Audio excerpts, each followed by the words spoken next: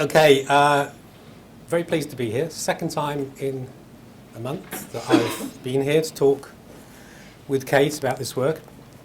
I better crack on because I need to give Kate as much time as I can for her to tell you something interesting.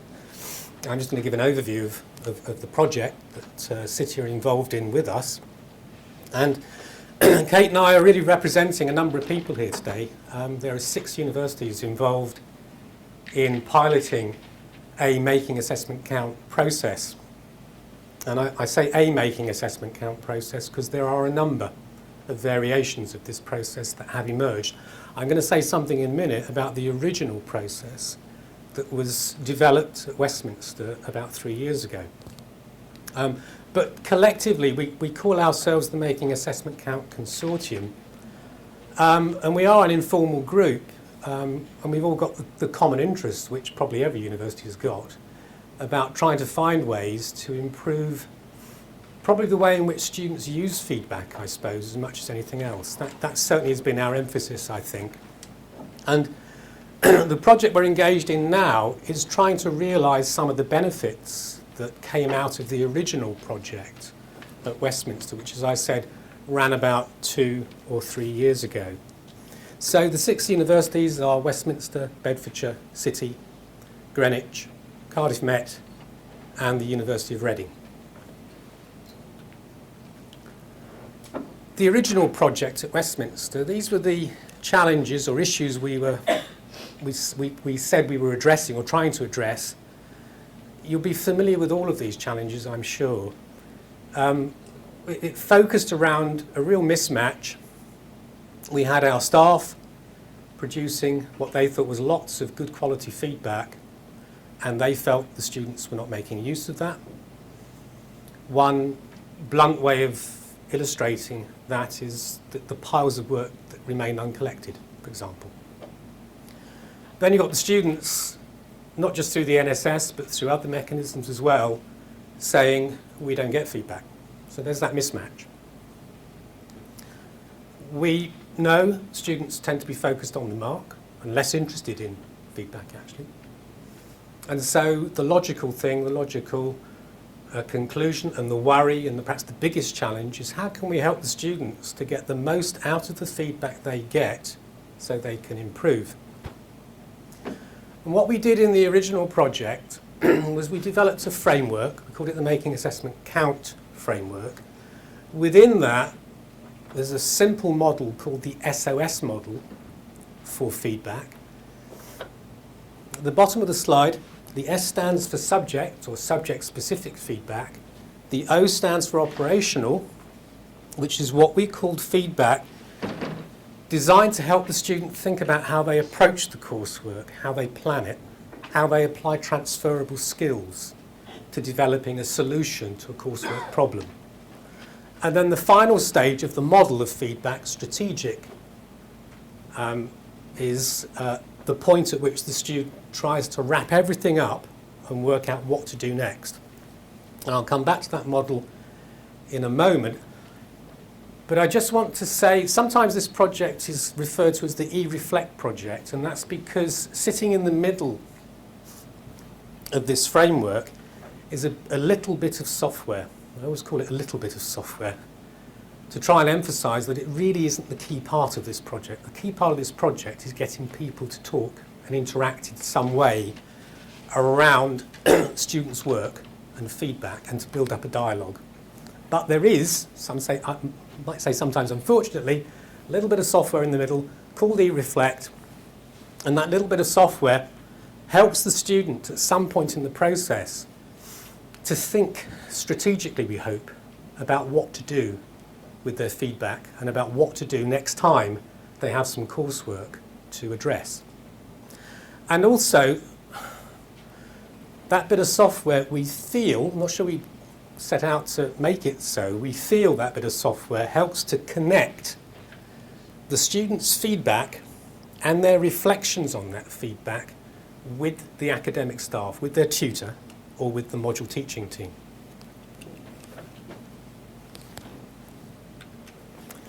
So this is a flowish diagram or a process diagram of the original making assessment count process at Westminster, of which, as I said, there are variations, one of which Kate will talk to you about in a moment.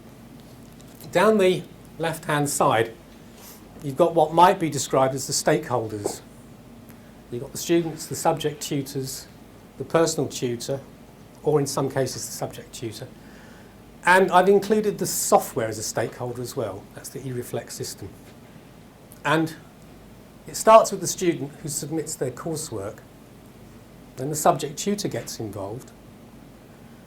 And they mark the coursework and provide that subject feedback focused around the topic of the coursework, the subject matter of the coursework. That goes back to the student, and the student then completes an eReflect questionnaire. The eReflect questionnaire is designed to provide operational feedback. Now, eReflect is kind of like a cross between a testing tool and a traditional survey tool.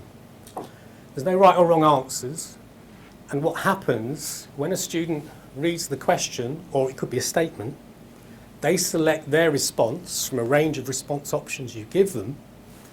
Then the system processes all of their responses and compiles a report which is sent back to the student. And the feedback on that report is customized to the responses the students made. Okay? When they get that report, the student then takes the report and uses it as a kind of a prompt, ideally, to write a short reflection in a learning journal, which is shared in the model at Westminster with their personal tutor. And the end of the process is the student meeting with the personal tutor, probably in a group, but not necessarily. They can make appointments if they feel they need to see the tutor on their own. They meet with the tutor, and the whole thing gets wrapped up there, ideally, the reflection, the feedback and the report, and the tutor helps the student to make a forward plan about what to do next. So that's the dialogue building up there, and then it all goes back again, and the next time the student does coursework, we hope they might be able to use that plan to help them to address the coursework. Just very briefly again about the eReflect tool. There's a few links here. I'm assuming the slides will be made available to you. Links of YouTube videos which show you how it works from different perspectives. But the student completes the questionnaire. eReflect processes their responses and compiles a report that is tailored to their responses. The student takes the report, completes the reflection. The tutor receives an alert by email that the reflection has been completed. The tutor then comments, and the student then gets an alert that the tutor has commented. And then they're ready to have their meeting. Okay, some of the benefits that we saw, or we felt we saw, from different perspectives. Staff, at Westminster, the personal tutors, certainly through this process, wound up being provided with much more timely information on their tutee's performance. So very often, because the personal tutor is not teaching on all the modules the student does, they may not get a very good feel for how their student is doing until right towards the end of the semester. Through this system, because of the reflections the students are doing, because of the questionnaires they were completing, the tutor can get an earlier picture of how they're doing. And it also serves to inform the meetings the tutor has with their student, of course.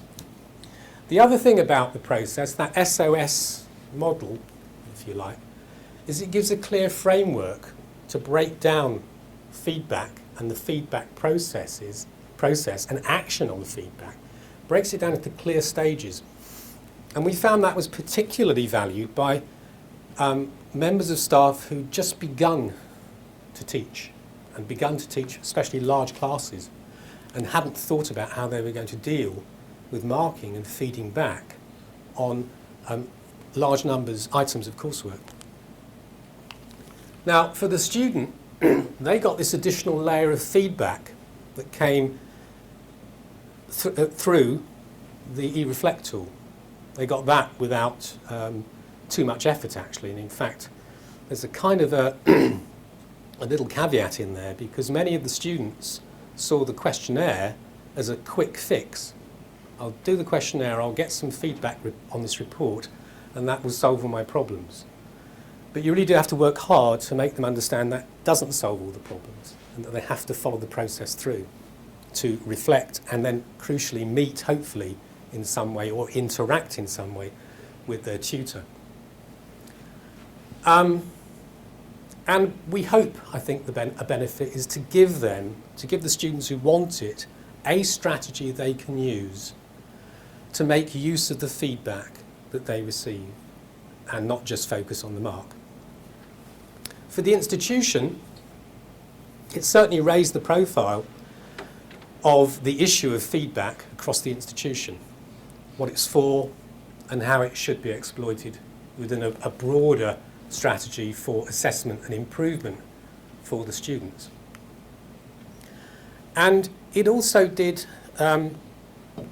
certainly in life sciences where the major pilot was, it shifted the emphasis of the personal tutor meetings back towards academic issues, because the students were tending to come to those meetings armed with something that they felt they could discuss with their tutor around their academic performance. And there was less talk about personal issues and more about how can I do better on my work.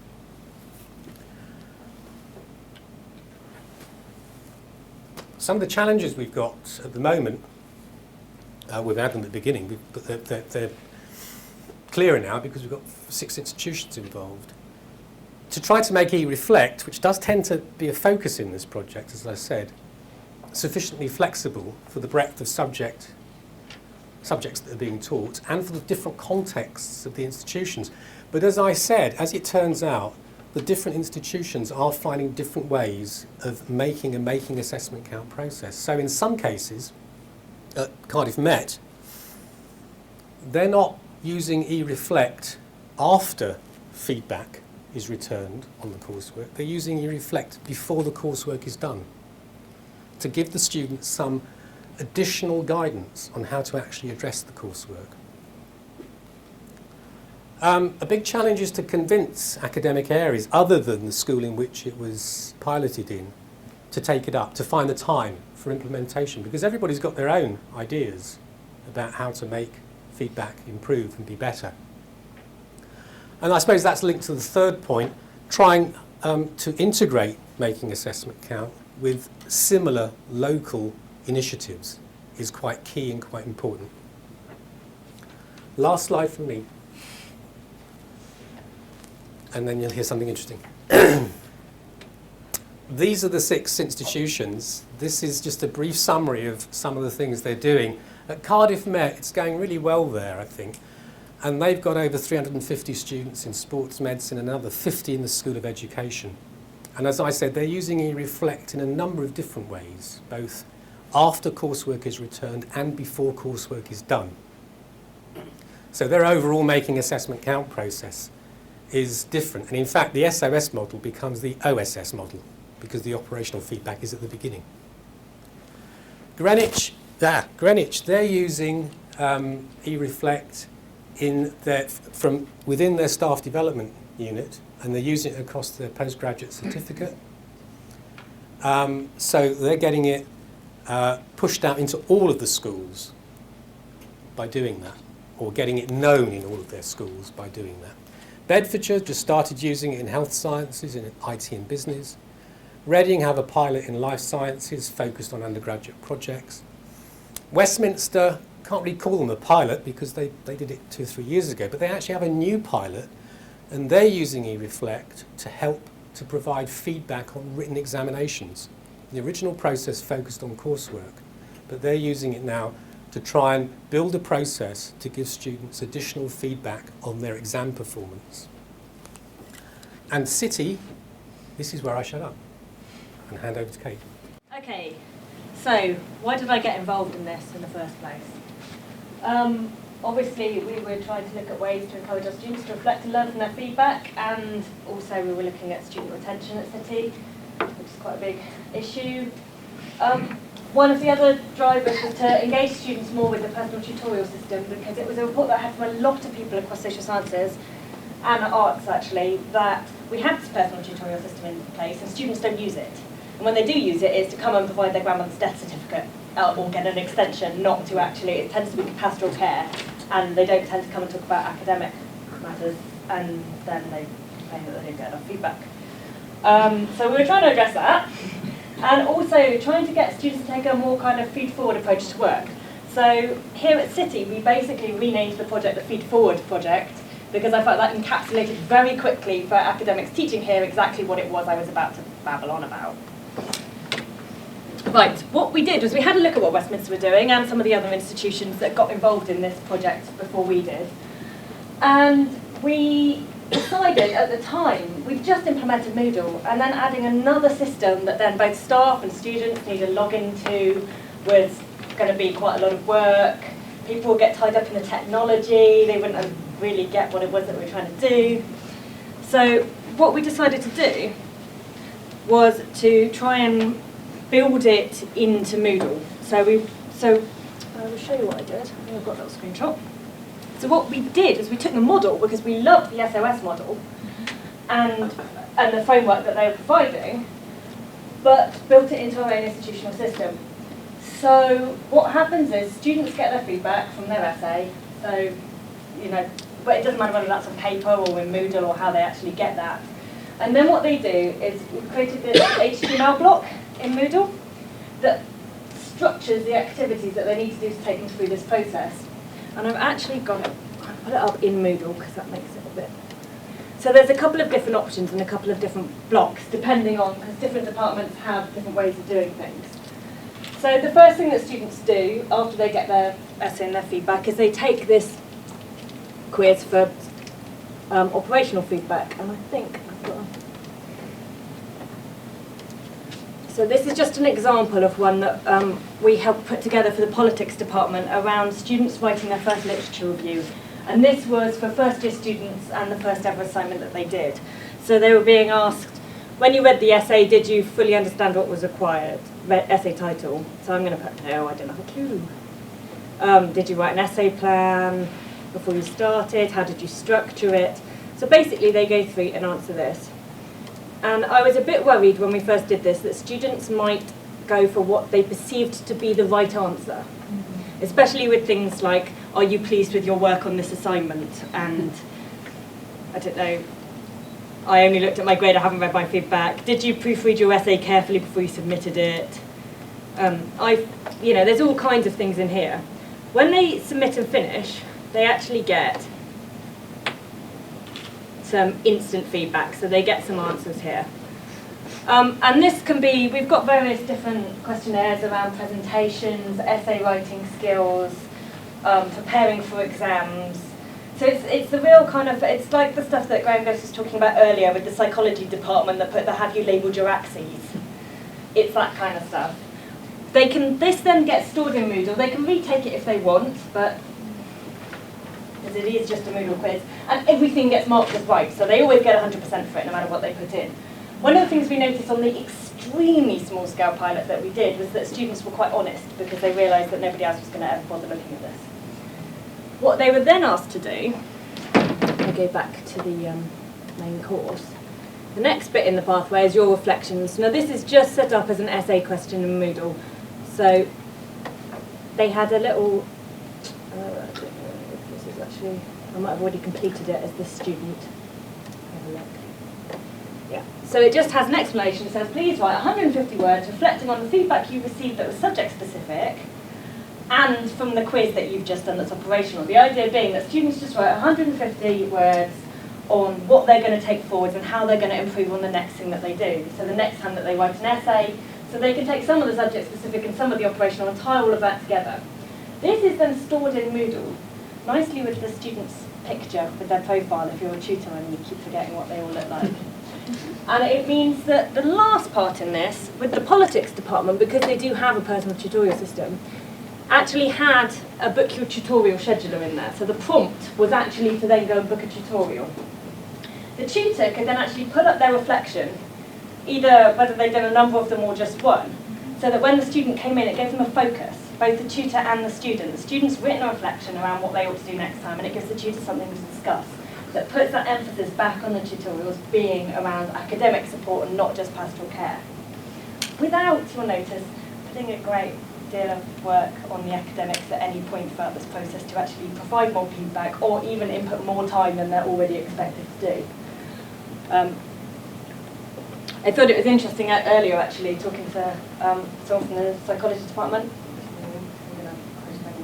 Said, the problem is when you're giving hour-long tutorials to every student, assumption that tutorials have to be an hour long as well. I mean, you could actually talk to this reflection with a student in half an hour quite effectively, I can imagine.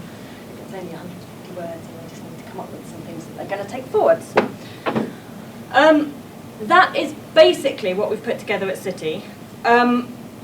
Like I said, this has been a very small pilot in the politics department that was optional for students and done in Study Skills Week, which didn't have a great amount of uptake.